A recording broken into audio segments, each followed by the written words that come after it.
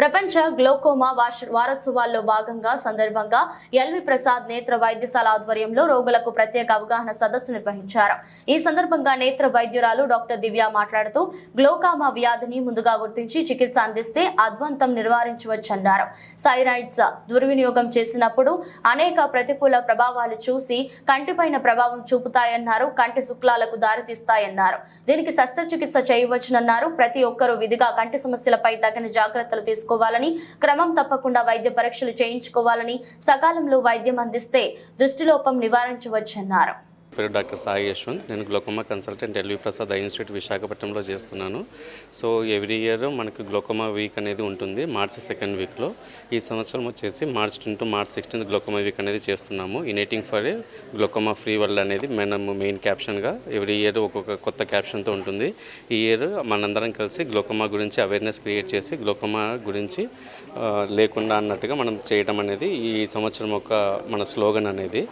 So March 10th నుంచి March 16th వరకు ఉంటుంది. అండ్ సో ఈ టైం అనేది అవేర్నెస్ అనేది ఇంకా క్రియేట్ చేస్తాము. మొన్న కూడా ఆర్కే బీచ్ దగ్గర మనం వాక్ కూడా చేసాము దీని గురించి ఎక్స్ప్లెయిన్ చేయడానికి, అందరికీ కొంచెం అవగాహన కలిగించడానికి.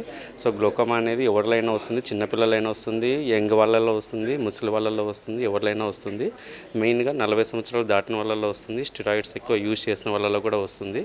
సో స్టిరాయిడ్స్ అనేది అందుకే డాక్టర్ పర్యవేక్షణ లేనిది ఎవరు కూడా వాడకూడదు.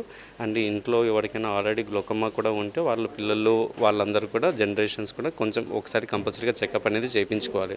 ఎందుకంటే గ్లోకోమా వల్ల ఒక్కసారి నరం అనేది దెబ్బపడింది అని అంటే ఆప్టిక్ నర్వ్ అనేసి అంటారు.